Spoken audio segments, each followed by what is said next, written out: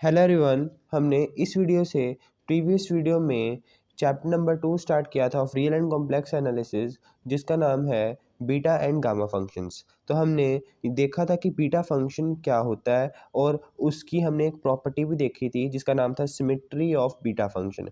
इस वीडियो में हम देखने वाले हैं बीटा फॉर्म की एक अनदर फॉर्म।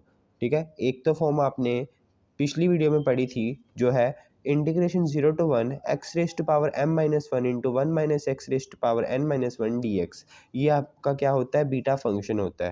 ठीक है, जिसमें लिमिट्स क्या होती हैं 0 to 1। पर आपकी बीटा फंक्शन की एक और फॉर्म होती है जो कि आपके पास ये होती है, ये इसमें आपकी जो इंटीग्रेशन की लिमिट्स हैं वो 0 to 1 नहीं होती, वो 0 to इन्फिनिटी हो जाती हैं। ठीक है, और जो आपका फंक्शन होता है इसमें, मतलब कि जिसका आपको इंटीग्रेशन करना है, वो क्या है, x raise to power m minus one upon one plus x raise to power m plus n। ठीक है, ये आपका इंटीग्रेशन के अंदर आएगा और आपकी जो लिमिट्स हैं वो 0 to इन्फिनिटी हो जाएंगी।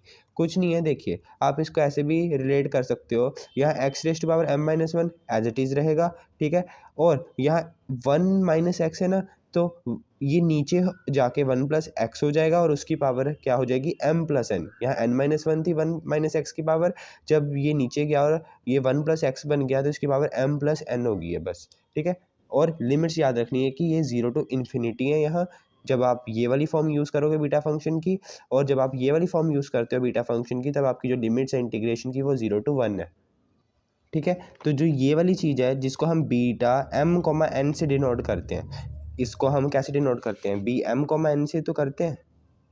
ठीक है, तो ये लिखा हुआ बी m कोमा n किसके इक्वल है, 0 to infinity x raise to power m minus one upon one plus x m plus n d x. ठीक है, आप इस फॉर्म को ऐसे भी लिख सकते हो, जहाँ जहाँ m है वहाँ वहाँ बस n कर दो और आपके पास ये वाली फॉर्म आ जाएगी। आपको पता है ना, आपने प्रीवियस वीडियो में तो अभी देखा है कि बी m कोमा n जो होता है वो बी n कोमा m के ही इक्वल होता है। ठीक है, तो सिमिलरली ये भी तो एक बीटा फंक्शन ही है। तो इस केस में भी अगर आप m को n से रिप्लेस कर देते हो और n को m से रिप्लेस कर देते हो तो क्या बनेगा, ये बनेगा। तो ये भी बीटा फंक्शन ही रहेगा। ठीक है, क्योंकि बी एम कोमा एन और B N comma M same ही होता है। तो यहाँ m माइनस वन है, m प्लस एन है, तो यहाँ क्या हो गया, m की जगह n हो गया, n minus one, m plus n तो सेम ही रहेगा ना, क्योंकि प्लस ही हो रहा है। तो हम इसी फॉर्म को अब प्रूव करेंगे। ठीक है, मतलब कि हमें क्या प्रूव करना है कि जो बी एम कोमा एन है या तो इसके इक्वल है या तो इसके इक्वल है। चाहे आप इसके इक्वल दिखा दो चाहे इसके इक्वल दिखा दो, सेम ही बात है, क्योंकि हमने इस वीडियो से प्रीवियस वीडियो में पढ़ा है कि जो बीटा फंक्शन होता है वो सिमेट्रिक होता है। ठीक है, तो हम क्या करेंगे, बी एम कोमा एन को क्या शो करवाएंगे कि ये है। ठीक है, तो शुरू करते हैं।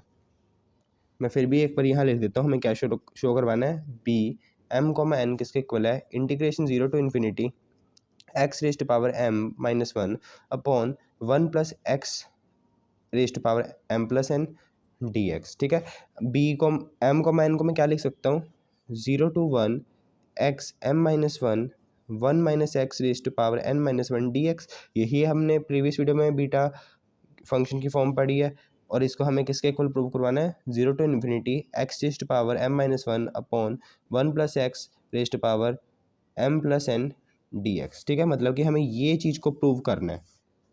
ठीक है, ये है आपका टू प्रूव, ये आपको प्रूव करना है, वो मैंने लिखा है। अभी आपका प्रूफ स्टार्ट नहीं हुआ, मैं आपको बस ये बता रहा हूँ कि आपको प्रूव क्या करना है। तो आपको इन दोनों को इक्वल प्रूव करना है। ठीक है, या तो आप यहाँ से स्टार्ट करो और इसको प्रूव कर दो, या आप यहाँ से स्टार्ट करो और इसको प्रूव कर दो। आप दोनों में से किसी से भी स्टार्ट कर सकते हो। ठीक है, आपकी बुक में दो प्रूफ्स हैं, एक में तो यहाँ से स्टार्ट किया गया है और एक में यहाँ से स्टार्ट किया गया है, तो दोनों ही बहुत इजी हैं। तो मैं आपको जो अल्टरनेटिव मेथड है वो करवाऊंगा, यहाँ से स्टार्ट करूँगा और ये प्रूफ करवा दूंगा आपको। तो स्टार्ट करते हैं, 0 to infinity x raise to power m minus one upon one plus x raise to power m plus n से मैं इसको स्टार्ट करूँगा। ठीक है, और इसको मैं क्या मान लेता हूँ, ये आई है।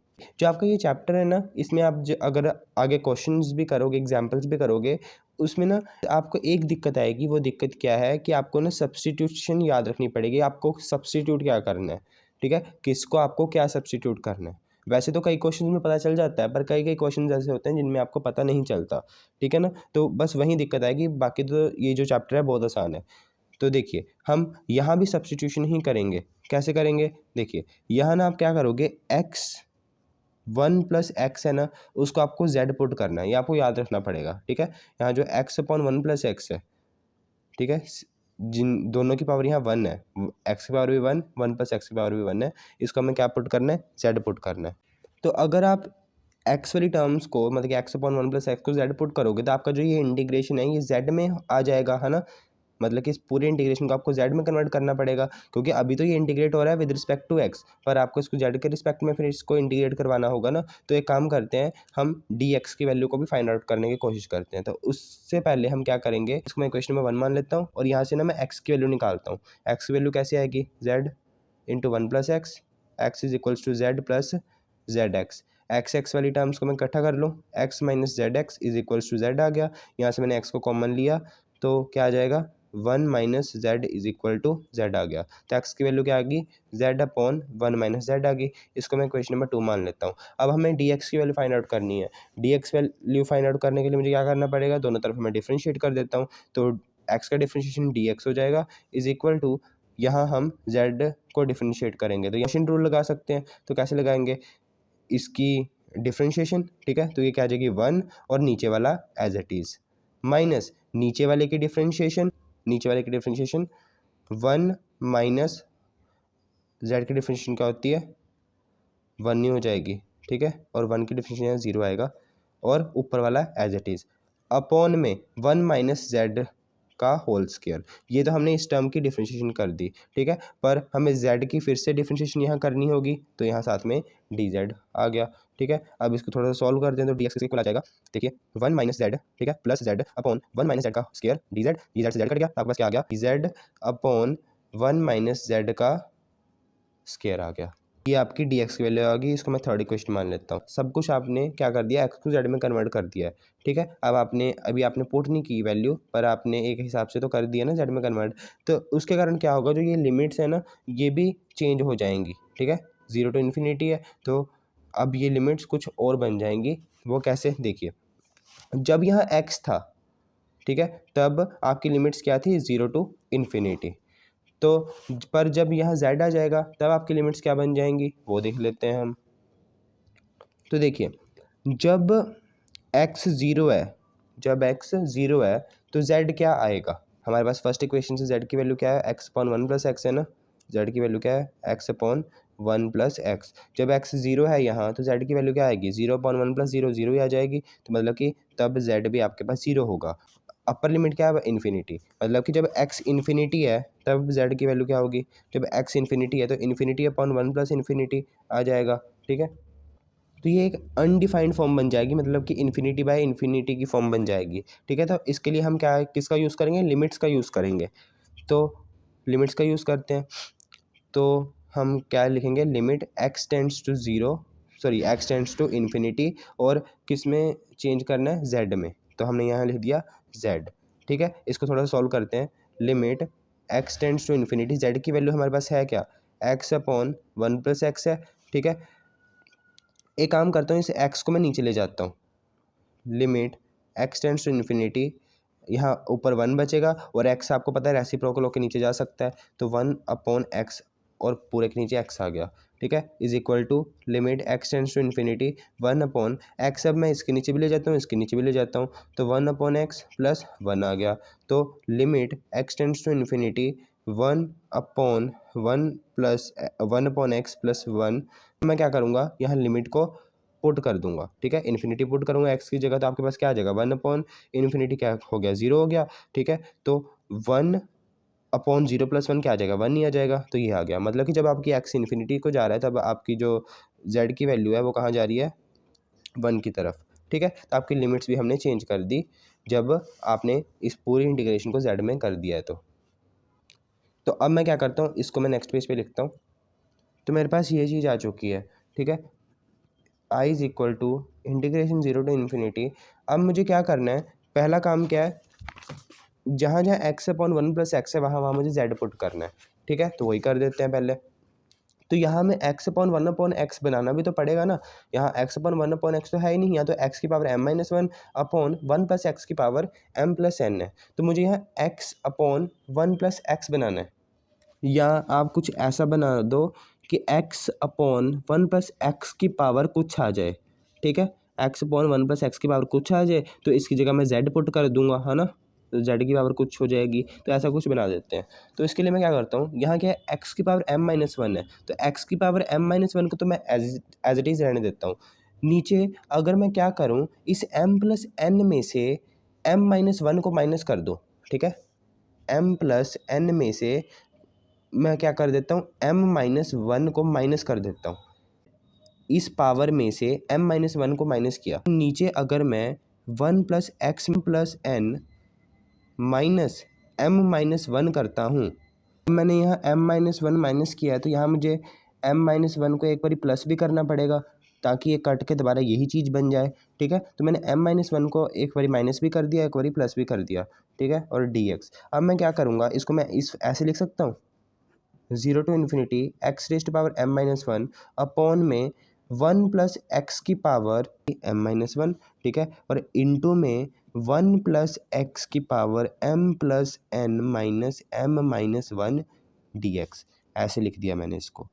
अगर आप इन दोनों को आपस में फिर से दोबारा मल्टीप्लाई कर देते हो तो दोबारा आपके पास यही चीज़ बनेगी, क्योंकि पावर्स ऐड हो जाती है ना, तो पावर्स ये ऐड हो जाती हैं तो इनको हम ऐसे भी मल्टीप्लाई में तोड़ के भी लिख सकते हैं, ठीक है ना। m-1 फिर जब आप इन दोनों को मल्टीप्लाई करोगे तो m-1 क्या होगा, फिर से इसमें ऐड हो जाएगा और यही चीज़ बन जाएगी दोबारा। तो मैंने इसको ऐसे खोल के लिख दिया, कोई फ़र्क नहीं पड़ेगा। अब देखिए, अब मैं इस चीज़ को ऐसे लिख सकता हूँ, x upon 1 plus x whole की पावर m-1, क्योंकि इसकी पावर भी m-1 है, इसकी पावर भी m-1 है, 0 टू इन्फिनिटी।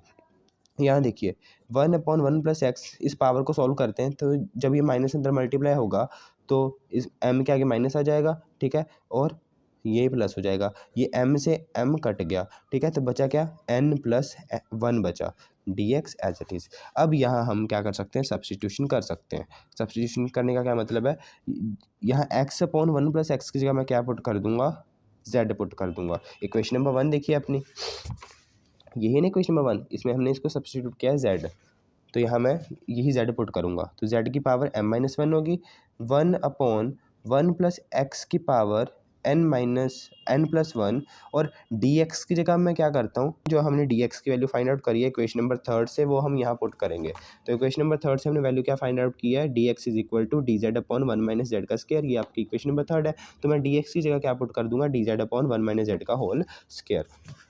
तो डी जेड की मैं जगह पुट कर रहा हूँ डी एक्स की जगह मैं क्या पुट कर रहा हूँ, D Z upon 1 minus z का होल स्क्वायर, ठीक है। अब यहाँ भी एक एक्स है, उससे पहले ये देखिए आपकी जो लिमिट्स है वो भी तो चेंज हो जाएंगी ना, जब आपने जेड में चेंज कर दिया सब कुछ है तो ये लिमिट्स भी चेंज हो जानी चाहिए। तो लिमिट्स आपने पहले निकाल के रखी है कि जब x 0 होगा तो z क्या होगा, 0 होगा।